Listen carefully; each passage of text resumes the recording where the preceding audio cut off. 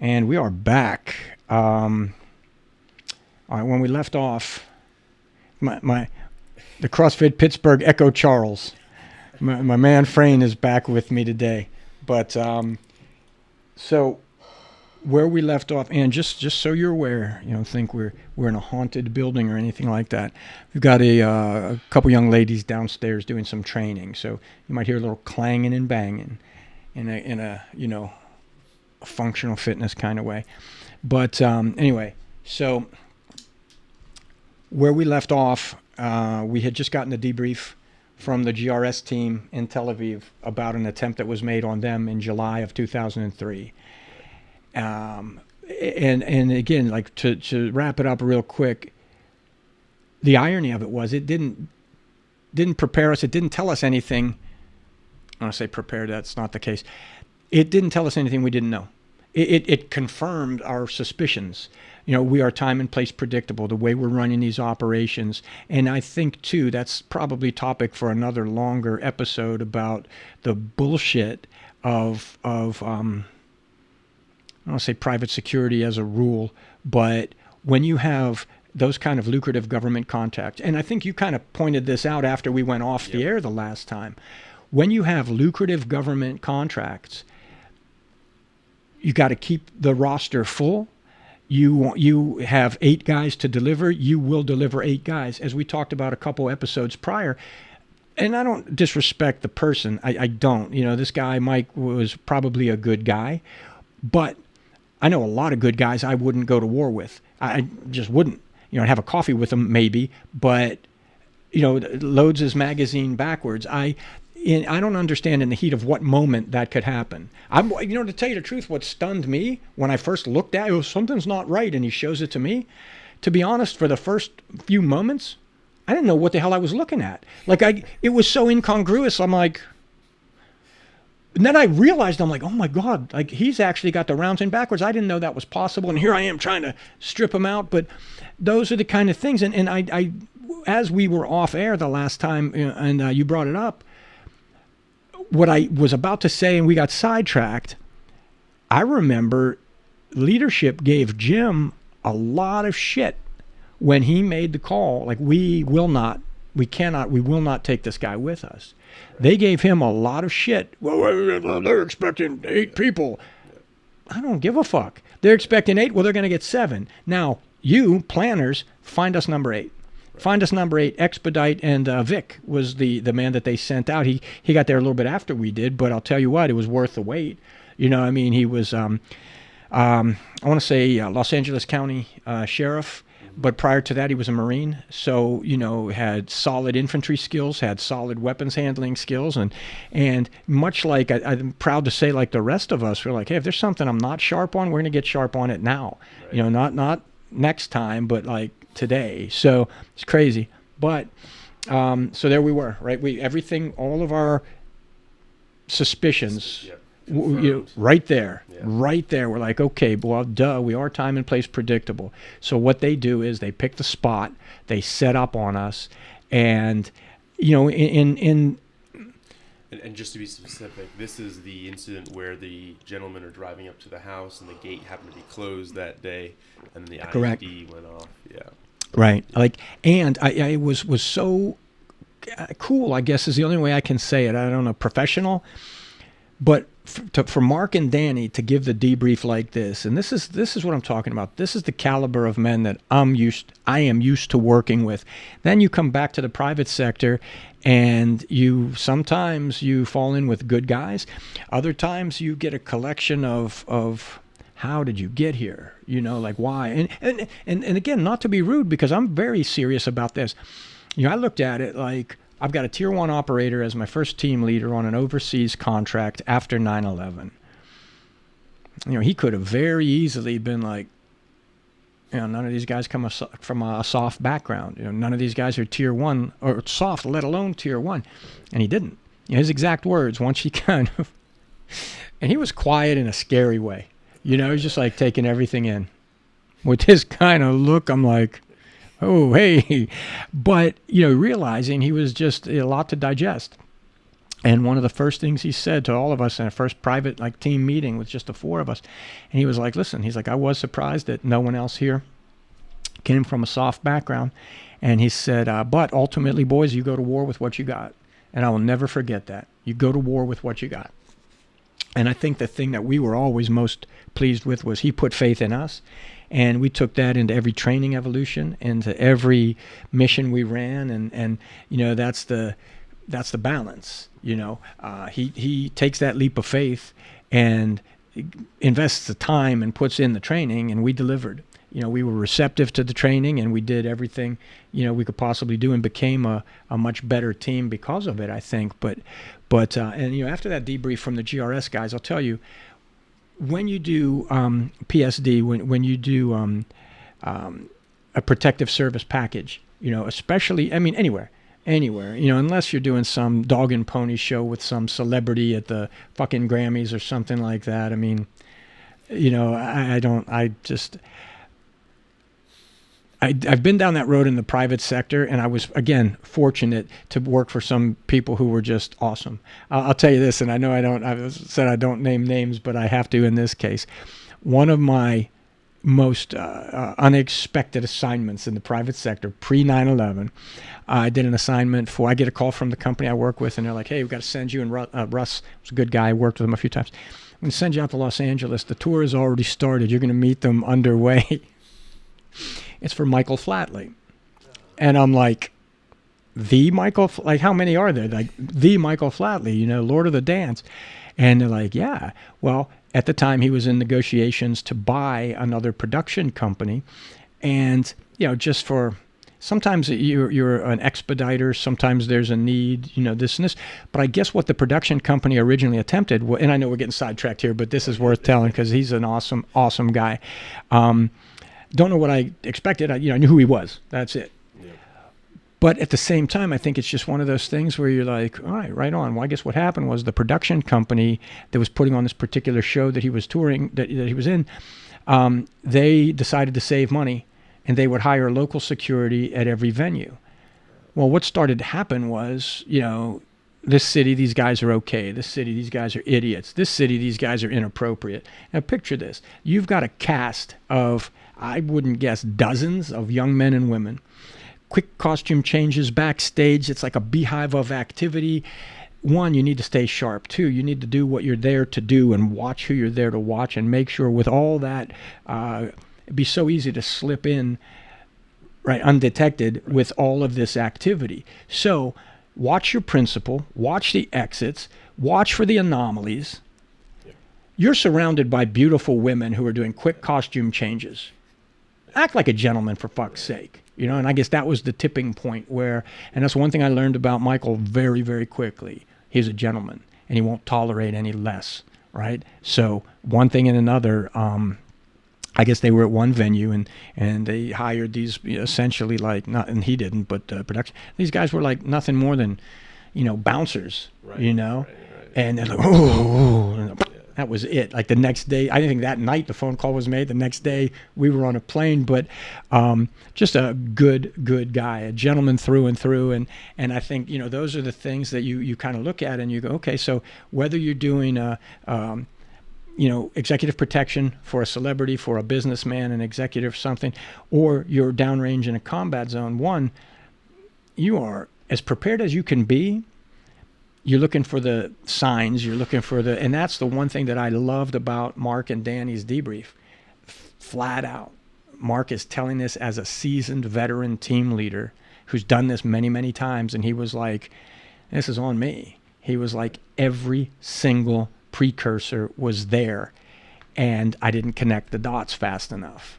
You know, like you said, yeah. Closed gate is always open. Yeah. Donkey tethered to the tree in the front yard, there's no donkey. You know, the kids no longer there. Kids are not there. The entire backside, and I neglected to follow up on that, the entire backside had been plowed over recently. Mm-hmm. Well, that's maybe an annual event. Time of the year was off. Mm-hmm. But what that did was, had they attacked on the way in, and let's say, you know, they didn't finish the job, yeah. The backside, because figs and olives will grow in anything, yeah. Right? usually that dirt, I mean, it's the Gaza Strip. I mean, it sits in the sun, like that southern part of Israel. I mean, Gaza's 24 miles coastal from point north to south, and then it goes like 6 to 8 miles inland. So it's not very big. Right. But the southern tip is Egypt. The northern tip is like southern Israel. So it's a dry, arid climate, right? Those armored vehicles could have easily gone up the drive, over the yard, and then down the backside to egress. Yep. Not when it was plowed. Okay. Right? When it was plowed, it's like they're not going to make it because they will sink in that ground because now it's turned over and soft. Everything. Yeah. Everything was there, to include once the detonation occurred, as Mark said, he comes to, and there's a Palestinian Authority vehicle, and we had already known that a lot of the PA had been compromised, and you had Hamas, people infiltrated in the organization, right? So that's July of 2003. So we fast forward, and Chris had he had left, after that meeting with Roger. And I'll respect white boy, was his call sign, and you can figure out what his last name was based on his call sign, and play that funky music. But so he, if you don't like it, there's the door. And Chris and he had this way of smiling without, like, it wasn't good news, he had this, he just kind of smiles. He goes, well, he's like, all right then, consider this my 2-week notice, and 2 weeks to the day. In fact, I think that picture behind me was taken, I want to say September 30th, if I recall. And, he was, and I remember he was like, Rock, he's just be frosty, Yeah. And I was like, I got you, brother. I got you, And, of course, I think then at the time, mission first and all that. And those of us who stayed were like, man. But I will say this, without any, no shame in the game, there wasn't one of us who wasn't already prospecting. Like, I had already talked to the, Danny and Mark, right? And then my dear friend Mark, who was on Cheese's team, Cheese was already looking to go GRS. So was Mark, so was I. Jim had already moved on. Like we were all like 1 foot out the door. But I mean, what's interesting with this is that I always think generally of combat operations as being enlisted, service members. So there's not necessarily an option. You finish when your tour, your contract is done. But as a contractor here, you had the ability at any point to say, "Hey, I'm putting my 2 weeks in." Oh yeah. And just leave. Yeah, absolutely. Well, and what's crazy too, though, is in the I never pushed the boundaries to say, well, what would they do? Like hold my last paycheck, or, were we committed to, it's an annual contract, therefore we don't have to make good on this or that. I did whatever, But I'll tell you this, what I noticed was from the time we deployed in 2002 to the time I left in 2004, the pool of replacements got critically shallow because they started to send us guys that I was like, holy crap, like where did, and I'm very, very adamant about this. I mean, not coming from a soft background and making my reputation and doing it, on the go, so to speak, I was very, very careful because there were a lot of guys that did have these impressive pedigrees who were worthless. Right. Whether it was ego that dulled their skill sets, or maybe their skill sets weren't that great to begin with. Just because you finish what a friend of mine used to say, he's like, certified doesn't mean qualified. You understand that. Yeah. I mean, you could have I went to this school, I went to that school. I mean, that's awesome. And then what? Yeah. Then what? But like I said, from Cheese, White Boy, Jim, these are tier 1 operators, and every one of them, no matter what. Hey, could you give me a hand with this? Hey, could you show me this? Hey, oh, absolutely. Matter of fact, it almost got to a point where you're like, okay, be careful what you ask for, because they're gonna go to an extreme to make sure you, hey, yeah, man, next time we're out there, let's do this. We'll work on this. I mean, above and beyond. Right. So to me, that's a debt that you pay forward. These guys are willing to take the time to school up a new guy. And I was pleased that, I did have a lot of experience in PSD, and, just various, like I said, from PSD being personal or protective service. WP, and there's so many acronyms. Like PSD basically means, protective security, right? Okay. Personal protection. WPPS, I think, was what the State Department titled it after a while, Okay. which was WPPS, Personal Protective Service, Worldwide Personal Protective. I Okay. couldn't tell you. Yeah. You know, Yeah. Global GRS, Global Response Service. I remember that one, but. What was interesting though was you take some things that you learn in the executive arena and you're like, well, that's maybe how to conduct yourself around an embassy and its environments and things like that.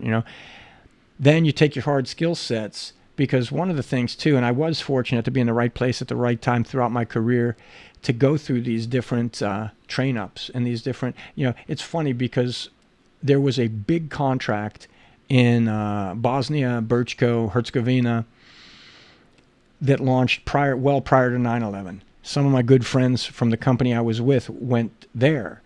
And it was one of those guys that got me started with that same company for the Tel Aviv project. So prior to that, when it looked like the company I was with was going to take over that contract, and this was just kind of a shitty thing to do, but it was fact, and I was there to see it. They hired a former director of the State Department's Diplomatic Security Service. Oh, we're going to hire this guy, right? Because, we get him, we'll get the contracts. Right. Okay. In order to hire this joker, they fired basically 2/3 of their office staff. I mean, like support personnel, you name it. They gutted the place to hire him. I hope nobody was hurt in the filming of this.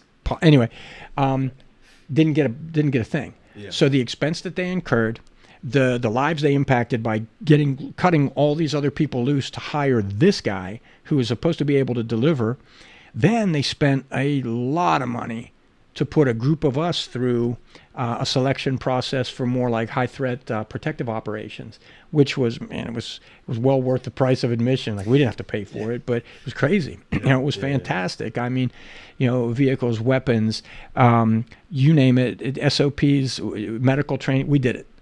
And so a lot of good training, right? Fast forward, here we are now. We get this debrief. And like I said, I just took that with so much appreciation, because too often guys would go, well, it wasn't my fault. Right. No, your fault, my fault, like nobody's fault. Like, you got blown up and thank God you didn't get killed. It wasn't like that. Mark was like, man, the signs were there. And as he's saying it, it was a chill, because every single thing he pointed out, you're like, oh yeah, man. Not only is it legit, but it's so simple. Right. It is so simple how this thing was laid out and how it was executed. And again, but by the hand of God, the guy that planted the device is simply put, if the contour of the earthen wall is like so, he put the face of the IED parallel to it. Instead of, had he put it more upright, it would have blown more into the vehicle. And it wasn't, it was concealed beneath the surface. It wasn't like buried. It was, but at least the trajectory of the projectiles went up and over. It was the shock wave of the blast that, stalled out their vehicle and stunned them. But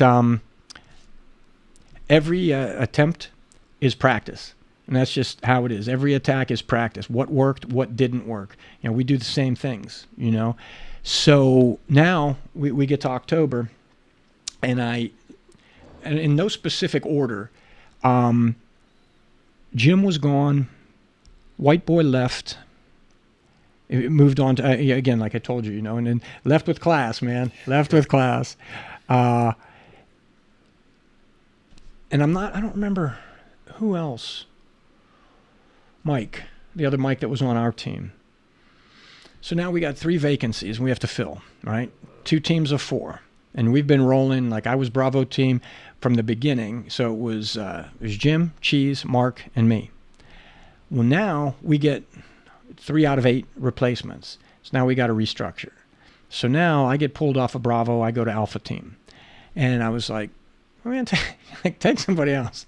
I've been Bravo since the beginning. Well, kind of, we all had, right? And somebody had to go, so I made the move. And the replacements that they sent, fortunately, I think at that time, I know Nason was with us on. I know he was with us in October, and I don't remember how far prior to that he came on board. But he's a good dude, good dude. When this thing went down, I was really glad he was with me, you know.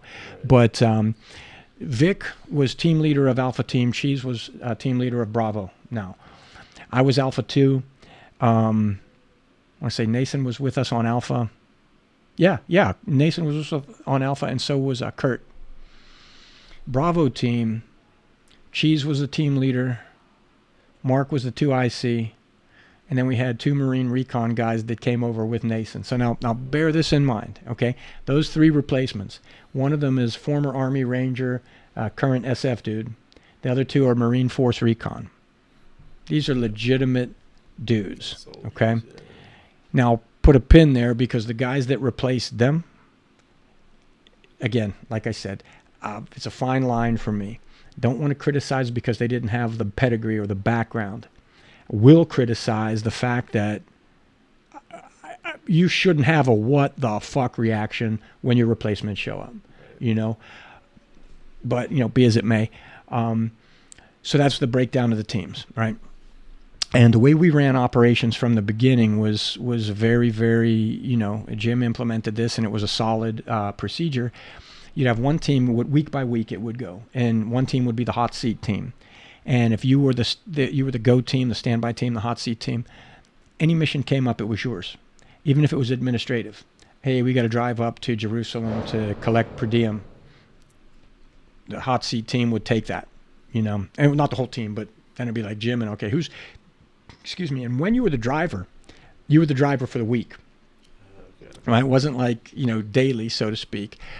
Yeah. Maybe did we rotate drivers by the day? Fuck, I don't remember. But so you're the team leader, and it's like we got to do an administrative run to Jerusalem. Hey man, who's my driver this week? Well, that's me. So you and I will go. The other 2 guys can, you know, take a day. So Alpha Team was hot seat this particular week, and this was a Wednesday. No, October 15th was a Wednesday. So Tuesday evening, we're at the team house, right? And I'm watching. You ever see the movie? I don't know why the fuck I think shit's funny when it's what you remember, you know? You ever see the movie Cadillac Man with Robin Williams? It's goofy funny. Okay. It is goofy funny. It's this whole thing where he's divorced. He's got a young girlfriend. He's a car salesman. And one of his colleagues, coworker, this female, her husband's a crazy person, and he takes hostages thinking she's having an affair. And it was goofy funny is what I'm getting at. So I'm sitting there watching it because there's nothing else on. We've got a mission tomorrow, right? And Johnny Lind was watching it with me, right? And we're sitting there, we're watching the movie, and it's just silly funny. Like 2 grown-ass men laughing out loud because it was just that funny, you know? So now, he's Bravo Team. You know, I'm Alpha Team. We've got the mission tomorrow. They don't. I don't remember what time it was, but it was late. Like the movie's on, and it's like, you know, it's plan set. We get a phone call. I get a phone call from Vic. And he's like, hey, Rock, change your plans for tomorrow. We just got tasked with a higher priority mission, and that's the way the hot seat worked, right? We got the first mission that came up. Right. That mission was a one-stop, all-day venue at a place called the Beach Hotel, right on the water in Gaza. We had been there so many times over the past year and a half. And the irony of it was to conduct interviews. We would escort Foreign Service officers from the embassy to conduct interviews with Palestinian students for the awarding of Fulbright scholarships. Mm-hmm. Okay? A noble effort, right? And brother, you know me, and I appreciate your patience because I go like pew, pew, pew, like a tangent. I'm more like a shotgun blast and birdshot to boot because there's like this is irony. The entirety of the Palestinian Gaza Strip was locked down like a penal colony at the time because of the Intifada, because of incursions into Israel and suicide bombings. It's locked down. Nobody's going anywhere. And yet, chalk it up to diplomacy, you know, there's still a compassion for the Palestinian people, the students, to be awarded these scholarships that academically they've earned, even though they can't act on them at that time. Right? So this particular mission was in support of that effort. It wasn't espionage. It wasn't a snatch. It wasn't, intelligence gathering. It was to conduct, to provide safe passage to these Foreign Service officers from the embassy. Super. So we get a call the night before. Vic's like, hey, Rock, I just got a call from the shop, and this hardly ever happens. The defense attaché is a U.S. military service member who's assigned to represent the Department of Defense at the embassy level. So within the embassy, it's like a little country, right? The ambassador is kind of like the president. He represents, right? He's the chief of mission, okay? Then you have your other agencies. Department of State supports his mission. Diplomatic Security Service supports the Department of State. They're part of that. There's the other agency, and anybody else that falls under that administrative support capacities, right? Logistics, supply, U.S. Post Office, right? Matter of fact, I'm still, Rob, I don't know if you're following this, but if you are, brother, miss you, and be cool, be safe. But there's an American working at the U.S. Embassy Post Office there for now 20 years or so, A good guy, beautiful family, but a good friend. But so, again, it's like a small country, like all this support capacity. So the defense attaché reached out to us because of our area knowledge of the Gaza Strip. And we had been all over that place. And they're like, hey, we need support to do a route reconnaissance. Now, to do that route reconnaissance, we're not taking the embassy vehicles, or not the marked ones anyway. We're going to dress down, we're going to blend in, and we're going to do a route reconnaissance from the northern tip to the southern tip of the Gaza Strip, east to west. I mean, we're going to go into places in Gaza that the Palestinian Authority would not even go, right? Blending in and taking GPS. Not to get into too much what we were going to do, but bottom line is that mission never happened. Mm-hmm. So now picture this, right? We got the only mission of the day. Now another mission comes up that's deemed higher priority. So we pass off the easy run, the milk run, to Bravo team, right? We're like, and again, my mindset at the time, yeah, 2003, October, I had just turned 40 in September, right? Now, by some standard, 40's old. For me at that time, it was not. And my ego at the time, and I was like, right on. And I believe I can speak for everybody on the team. Like, there was a level of excitement to go, all right, man. Like, we're not going to do the one-stop shop at the beach. And the Beach Hotel was a nice venue. It was a really nice venue. They had a seafood restaurant and great coffee. And you'd sit out on the, like, again, doing our rotation. Right. Some of you are inside. Some of you are front side. Some of you are out on the back patio in the meeting rooms. Probably in that case, it would have been like internal. But easy day. By all accounts, easy day. Get them in. Easy day. Get them out. So there was a level of excitement going, dude, like, we've been through Gaza before, but here we go again. And every time you do it, it's that risk factor, that little bit of a rush, So we're like, okay, great. So now out of left field, and again, how like the hand of God works, right? There's a team from Department of State. And as I've told you before, the guys that I was fortunate enough to work with who were DSS agents were good guys. Good guys. To a man, they were good guys. This crew was up in Jerusalem. They had just gotten in country. I guess they were going to be part of the Ambassador Wolf was a special envoy assigned by President Clinton to do like the broker, like the roadmap to peace, it was called. And, it didn't work. But they sent 3 more teams of contractors to plus that up, and they send these guys. And these guys were supposed to be part of, they were part of, the hell do they call it? MSD, Mobile Security Detachment. It's a State Department. These are supposed to be like their high-speed guys, right? And this particular group, I can say with all honesty, was the biggest bunch of fucking dicks I've ever met in my life, all right? And I reserve that title for very special occasions, okay? So, now, this should have been us, right? This should have been us. But instead, hey, State Department, this is all happening at the same time. defense attaché needs us to take them. So we're off the board. Like, our mission's going to launch in about an hour or so after, theirs. So Cheese, team leader of Bravo, he's taking the guys to the beach hotel. He gets a call.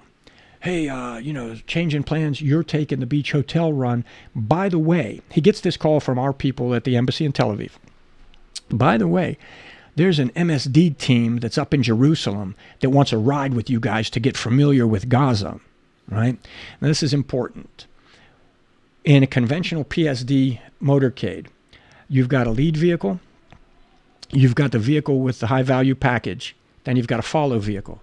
The lead vehicle is supposed to basically clear the route, right? And again, this is supposed to work anywhere. In sedans in an urban environment, New York City, Washington, D.C., what have you, or a more austere environment, or even in a combat zone. Like, you'd have your lead Humvee, you'd have, So, and this was right on, man. Cheese was a professional through and through. He was a tactician through and through. He gets handed this at the last minute. And he's like, right. Now, here, back up a notch to support my dick philosophy, right? So Cheese was just, man, I can't even think about him without seeing his face and that smile. Like, yeah, Jack. Hey, so here's what I'm thinking. And he was always very, like, aggressively friendly. You know what I mean? Like, it made me, hey, how you doing? All right, yeah. So he gets the contact number for the team leader of the MSD guys in Jerusalem. He gets it from our State Department handlers at the embassy in Tel Aviv. Very cool, very cordial. They're like, hey, just give them a call. Let them know where to link up, and you'll look for them at the Erez. Prior to the Erez crossing, there was almost like their version of Breezewood, Pennsylvania, the Yad Mordecai Truck Junction. Yad Mordecai Truck Junction. And you'd pull in there, they had like a cafe, they had restroom, facilities and all that. And we'd typically stop there, use the restroom, like, okay, we're ready to go. Boom, right down the road. And then you get through the Erez crossing, the checkpoint into Gaza. So Cheese calls this jag off, right? And he said, hey, he goes, is this so-and-so? He goes, yeah, I'm John Branchizio. He's like, I hear you'll be rolling with us tomorrow. This motherfucker says, are you a contractor? And Cheese goes, oh, yes, I am. He goes, tell you what, have your RSO call me. I don't talk to contractors. And he fucking hangs up on him, right? So I'll tell you what, you little motherfucker, I still remember what you look like. I saw you in Iraq, and you're lucky I let you slide there, all right? I know you're still around, so fuck you. So anyway, I don't talk to and that, be as it may, maybe, and this is a fact. This is a fact. He was a little motherfucker. Little, he's already lost his hair. He shows all the signs of, like, basic human fucking weakness. You know what I'm saying? And I mean character. I don't mean appearance or physical. I don't mean like that, But he just had this weak nature. Who says that? I don't talk to Well, you're going to fucking roll with me on a mission tomorrow. You might want to, open up your cake holster there. So, I don't talk to. So, Jesus, like, what the fuck? So he calls our guy back at our embassy, and and at the time I think it was Eric, good dude. So he calls him back, and he either Eric or Scott anyway, smooth that up. All right, gets Cheese back, and he's like, okay, sorry about that. He's like, some guys, and he's like, they'll meet you at Yad Mordecai Truck Junction. He's like, I made it clear to him, you are in tactical command of this mission. Cheese is like, Roger that. It's all I want. Right, how it should be. First, you got a new team, never been exposed to Gaza. These people that are after you don't give a fuck who you are. They really don't, So, to his credit, as I said, the way it usually would work, all things being equal, lead vehicle, high-value packs in the center, and then your gun truck, your maneuver element. So you got guns all over, but you've got maneuverability. Right, you keep the package safe in the center. Everybody knows that. Our enemies know that. Exactly, yeah. Now, smartly, you never drive so close like a foot patrol. You never patrol so close to the guy in front or behind that you both get taken out with the same device, right? Similarly, give yourself enough of a spread so that you can maneuver if need be. So anyway, they get down there, they do a quick over-the-hood brief, right? And Cheese is like, all right, this is the way I see it. He was like, you are the maneuver element. He's like, the way we roll with a 2-vehicle package is high value pack is up front. We're in the back. If we need to push around, we pass them up and tuck them in behind. And he was like, but we're going to roll the way we always roll. You are our maneuver element. You're our gun truck. You're the third vehicle. Check. It's the only thing that made sense, right? Super. The RSO who was on that mission was from our embassy. I'm gonna say it. Vaughn Guillaume is his name. One of the best guys I've ever worked with, ever. To this day, he's actually the RSO at a major station right now. And none of this is secret. He's just a good dude, right? And RSO, a regional security officer. Okay. So, all right. So, the RSO, the regional security officer, is in charge of the diplomatic security service for the Department of State. Okay. All right. So that's like a chief of station for the other agency, right? You can be like the DRSO, Deputy Regional Security, be like the second in command. But then in common vernacular, like anybody who's a regional security officer, diplomatic security service, oh, he's an RSO. Yeah. Well, he's an RSO, but he's not the RSO, Yeah. right? I guess like sometimes it gets caught up in like, oh, is he a sheriff? Oh, he's a deputy sheriff. You know, that guy's the sheriff. Okay. You know, like that. Yeah. So now, so he was an RSO at the time. He would roll with us quite frequently. Smooth, right? Like you're too fucking young. I don't know why I deal with you youngsters. Sade, you know the singer Sade? Yeah, I know. Oh my God, dude! Let me tell you this. Back in the '80s, '90s, I had the biggest crush on her. She didn't know it. Sade, if by chance, I'm married now and I love my wife, but we could have been, you know? Oh my God. So why I bring that up. Vaughn Guillaume, smooth operator, right? I mean, like, I don't think I ever saw him sweat. He was just always cool, you know? Always cool. So anyway, he's on the mission, right? Mm-hmm. So he's in the lead vehicle with one of our steadfast embassy drivers, Paul, really, really good dude, American expat who was living in Israel, worked at the embassy. He's the driver. They've got the high-value packs, the foreign service officers in the vehicle with them. In the vehicle right behind them, Johnny Lind was driving. Cheese is in the right front seat. Oscar and Mark are in the back, all right, back seat. Yep. And then the fuck boys from Jerusalem are in the back acting like they know what the fuck they're doing. And were these all Suburbans? Or? Yes. Okay. Yeah, correct. Because again, it's a diplomatic mission. Right. We're not hiding. You know, right. we're. How many of those MST guys were there? Oh man, there's usually 4, but I want to say this particular time I think there were 5. Okay. I think there were 5, and I couldn't tell you why. I couldn't tell you why. We hadn't met them, didn't know them. You know, what I did know about them was not good, right? But now remember, we're not even anywhere around. Like in fact, I kind of had a habit of, we lived a couple blocks inland from the embassy. Embassy's right on the beach. So what I would do if we had, whatever time our mission was, I would load my work clothes in my ruck, and I would run in. I'd like take a run along, run the streets to get to the beach, run the beach, come in the backside of the embassy into a locker room we had. I would change. I'd go to the gym. So I had all my morning routine, right? Yeah. So this particular day, I'm like, no, I'm going to skip the beach run. I want to hit the gym. But I did run, like kind of added some blocks to the run from home to there. And I hear the guys getting ready to leave. We don't have to leave that early, so I'm getting dressed for the gym. So as they're going out the door, Mark says, "Hey, brother, I'll see you for dinner." And I'm like, "Yeah, man, right on. See ya." Yeah. So off we go. And, I do my thing. I have my coffee, check my email, load up my ruck, I'm out the door. And what we did for overflow space, I think I might have mentioned this before, there wasn't a lot of available office space in the embassy. Right across the street, there was a beautiful hotel next to the embassy. Directly across the street, there was the Israel.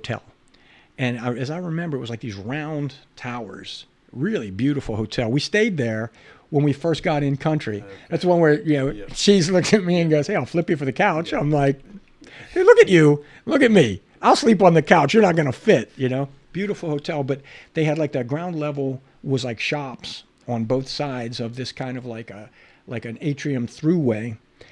So it's like an outdoor hallway, basically. We had just rented office space. So if the hotel entrance is here, like when one block prior to the embassy, you'd come through this pass through. And there's all these like shops, right? Glass front. Towards the end, right towards the end, on the left-hand side, the hotel's here.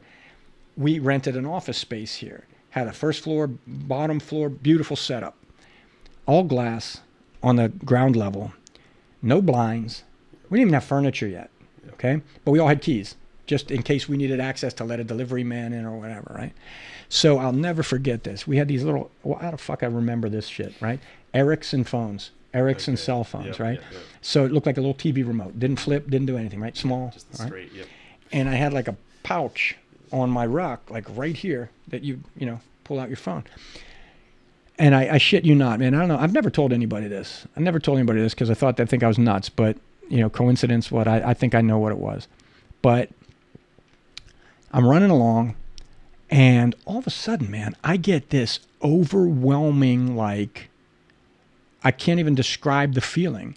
It was like the worst adrenaline dump. Do you ever take like bad supplements and you just feel this like, oh, like you get drained. You're not sure if you're going to pass out or throw up. Yeah. And then all of a sudden just this hot. Now I was running. Right. So I was already perspiring. But all of a sudden, for this thing to hit like overwhelming, like this huge adrenaline rush, dump, wave of nausea, and cold sweat, and I'm like, what the hell, And I'm like, man, shake it off, So I get a little bit further, and all of a sudden, like I'm almost right next to our office now. So this was, I don't know, moments. I couldn't tell. And all of a sudden, my phone rings. So I answer the phone, and it's Vic, and he goes, Rock, where are you? And I'm like, so now I kind of, and I'm like, oh, I'm right across the street from the embassy. I'm like, I'm next door to the office. He goes, grab your gear, like fast, like frantic. He goes, grab your gear. The follow vehicle's been hit. And I'm like, check. So I just fucking hit the little red, stick it back in. And the first thought that crossed my mind is, I'm in shorts, a tank top, my clothes are in my ruck. So first thing I thought was I go straight into our office, right? And this was kind of stupid in hindsight. There's no blinds. So why I bothered going into a glass-walled, right? Dude, I strip down, I throw in my cargo pants, change into a dry T-shirt, lace up my boots, and, right back, I'm headed across the street. Now, there was the local guard force, front side, back side, and there was a series of... Fridays, if I'm not mistaken, the consular services, you could apply for passports, visas, things like that, right? So there was a line. But as a courtesy, the guard force was always diligent. Like once they got to recognize who, us, if they would see us coming across the street, the guard, the first guard on duty would, say to one of the people in line, like, oh, excuse me, like basically make a hole. Well, this day, it was almost worse. You know what I mean? And I guess word had been passed, hey, when these guys get there, get them in fast, right? So, they clear the crowd, and every one of them, these are the folks that we would see every day. Young men and women would see them every day, always a smile, always a greeting, but they were just all like I think everybody was in shock, So I came through the front door to Marine Post 1, and I'll never forget it. Kyle Bittner, Marine Corps Sergeant, he's behind, it was his duty post that day. And we would always motion like, the key. Now you go and sign in anyway. Right. But when you motion for the key, that indicates to them I'm going to the weapons locker downstairs. I need the key to get into the cage. So as I'm coming across, I go for the key, and he's just, again, same. He's like, and then he motions like, right, it's down there. Mm-hmm. And I'm like, thanks. And, I kind of in like a haze almost, right? Trance, yeah. So Marine Post 1's right here behind the glass, right? I turn for the stairwell. As soon as I opened the stairwell, man, it was like a beehive, right? And Vic, he's coming up the steps, and we had these big, you remember the hockey player reference? Yes. Yeah, yes. We called them our hockey bags, okay. Right? Because they were these big kit bags that everything was in the kit bag. So your body armor, which we didn't always roll with, this was like overt body armor, like rigs, right? So you had that in there. You had a gun bag in there. You had your gas mask in there. You had tear gas can. I mean, all your shit. And Vic was like this little pit bull of a guy. Not little. It's probably as tall as me, but he was just like this pit bull of a guy, you know. And he's coming up the steps. He's got my bag in one hand, his in the other. You know, so I open the door, and he's like, he literally just like, boom, hands me off my bag, and, you know, off we go out the back side. So now we're gearing up, and we have minimal information. We know the follow vehicle's been hit. So now remember, as I told you, the configuration, right? Yeah. Yeah. In a normal package. So this was command detonated. So the guy who did it was just like in July. He had line of sight. He was watching the whole thing, okay? Only what they started to do, and this was another one of White Boy's points, he was like, look, infrastructure, road work, there's always something going on there. He's like, do you, and I remember this like it was yesterday, because he brought this up in the talk with Roger. And he's like, Roger, he's like, there is total disadvantage, total advantage for them, all right? Infrastructure work, road work. He was like, you know how easy it is to channelize our vehicles when you can bulldoze a pile of rubble overnight? Move this, move this, move this, and then bring us exactly where they want us to be, okay? So watching this 3-car motorcade, the trigger man believes that the high-value package is in the middle, right? Well, he wasn't. So I guess by putting them in that order, tactically sound, considering, and I, you know, again, in this moment, I won't criticize the third vehicle, but not being familiar with the environment, it's where they had to be. Right. You know, you follow, you'll provide support if needed. Okay, it's a familiarization for them, nothing more. So here we go. So now we're on the move, and we get to our vehicle, and as I remember, there was a relatively new regional security officer, a relatively new RSO, Steve was his name.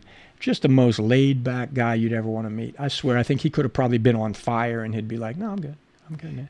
You okay? Yeah, man, I'm all right. Very soft-spoken, very easygoing, but, you know, he was just legit. So we get in our vehicles, and we're still kind of putting on gear as we're going, you know. So everything else we're going to go, you know, we'll figure this out on the way. We got comms on the way. So as we're going, Vic is kind of like on the fly. He's putting a plan together. He's like, all right. He's like, you know, and God bless him, man. He's got radio comms going. He's got a phone going. And we're just, you know, we're rolling. So all of a sudden, first call we get, and it was like just goofy. First call we get is 1 dead, 3 wounded. Then shortly after that, we get, no, that was, you know, it was wrong. It was 2 dead, 2 wounded. Then the last notification we get, and we're getting closer and closer, they're like 3 dead, 1 wounded. So we're like, all right, fuck, you know. We still have no idea what's going to happen when we get there. So we roll in to Erez, and they expedite, you know, they're going to expedite our crossing. But at this moment, we're still not sure what's happening. There was a captain in the IDF. I couldn't guess what his rank is now, but born and raised in Brooklyn, New York, went back to Israel, joined the IDF, became a captain, and just a good guy, as good as they get. So the first things that happen, like real fast, we roll up, and I see this group of guys. Turned out they were the State Department guys that were in the third vehicle. I see them sitting on the steps to the entrance to passport control. I'm like, fuck, man, this isn't Kennywood. Like, you're not sitting out in front of the potato patch like having some fries. Like, you know, conduct yourselves like fucking, you know, what happened? And I'm looking like none of them are wounded. None of them are being tended to, you know, by medical personnel or anything.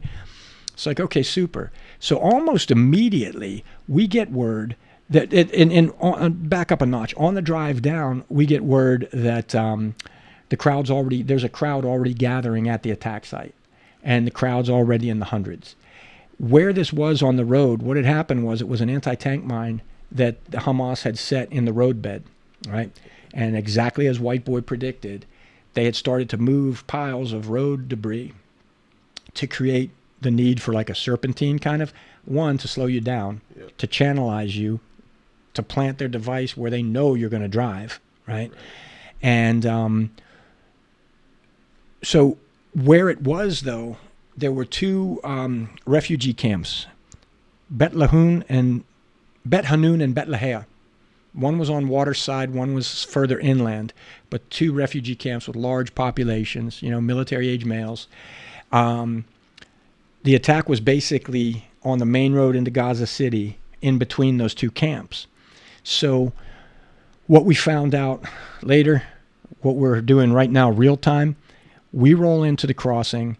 First word we get from Joe, who's got like live, up to the minute, he was like, all right, here's the deal. He's like, there was an ambulance that was coming out of one of the camps, just on a routine, health welfare call or whatever. He saw the aftermath. He loaded up the survivor, which was Oscar, right? And they're bringing him to the checkpoint. He's like, right now, we've got a medical helicopter orbiting overhead. He will not land until Oscar is here and ready to load up, because that's a prime target. You put a big-ass helicopter down, and you could draw fire. So, like, roger that. At that moment, Vic looks at me, and he goes, Rock, you take over. He was like, I'm going with Oscar. He was like, if he dies, he's not going to be alone. And I'm like, check. Like at that point, you realize like it's the most devastating news we've received ever on this mission. We lost 3 of our teammates, but he's absolutely right. And, to Vic's credit, emotion aside, like we're all fucked up right now, but this has to be, he's like, I'll go with him. I'm like, yeah, understood. So, and this was just surreal. So they're like, okay, here comes the ambulance, right? Now there's a whole protocol. There's like almost like a no man's land between the Palestinian checkpoint and the Israeli checkpoint. So this time the ambulance is coming up. Palestinians let them through. They stopped midway in order to get confirmation that who's in. So it's not like a car bomb or something, right? So, and I wasn't involved in that piece of it, but somebody went into no man's land, identified, like that is Oscar, they bring him up. So while they bring him up, now meanwhile, news had already gone out worldwide. Contractors killed in Gaza, like happening now, right? Now you know how that works. No names are released pending notification of family, all right? So we're like, okay, this is not good. Like this is not good. So here they come.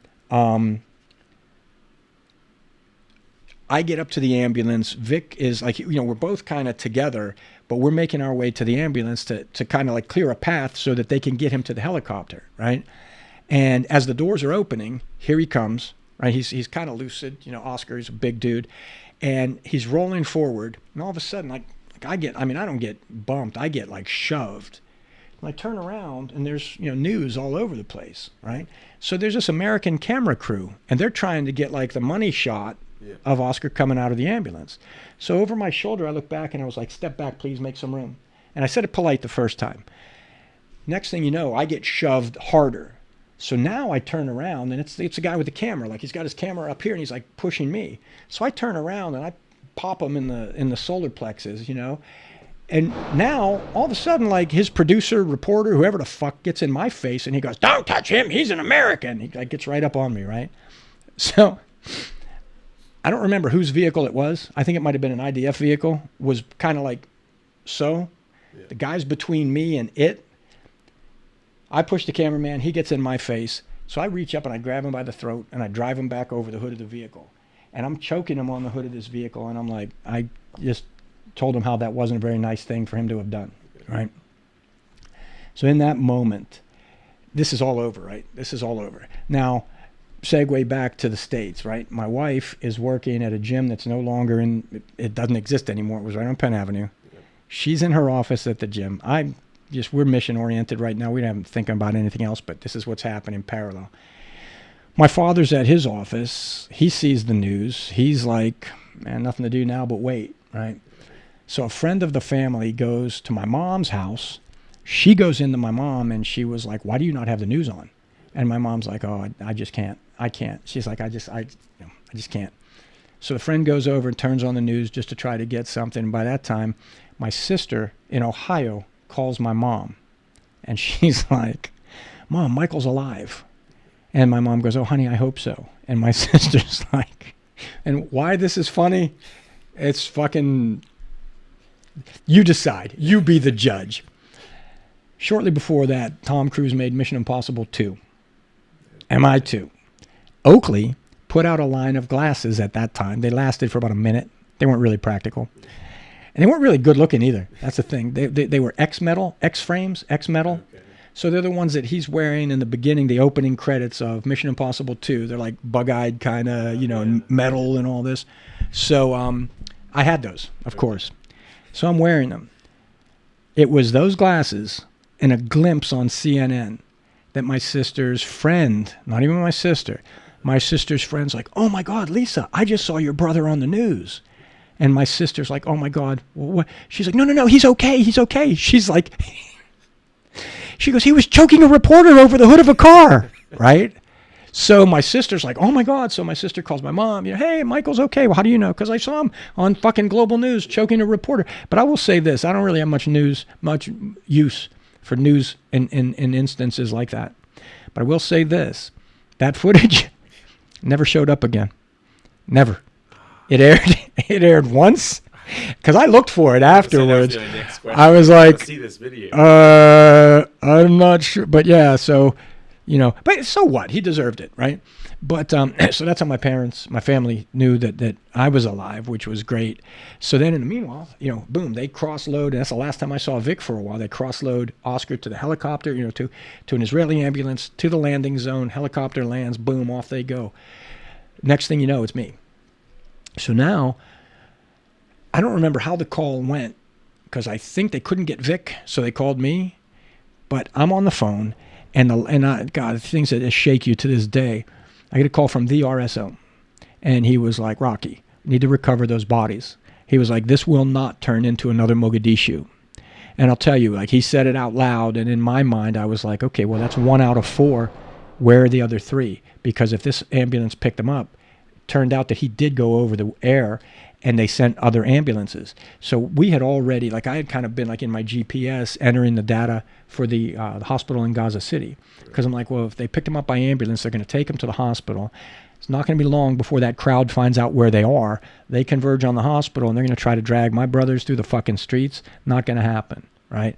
And as I'm frantically in my GPS, the RSO calls, and I'll never forget those words. This will not become another Mogadishu. And I was like, no, sir, it won't. And, by that time, by that time, things just kind of sped up and kind of got surreal. But speaking of time, what are we looking at? I think we got to put a pin in it for today. Yeah, well, we have we have stuff to look forward to next time. Yeah, so, well, all right, man. All right. That's it for today. We'll finish this up at a later date. Any closing comments? No. All right, brother. I look forward to it. It is a little heavier today. But. Yeah, a little bit. All right. Thank you. Tune in next time. Thanks.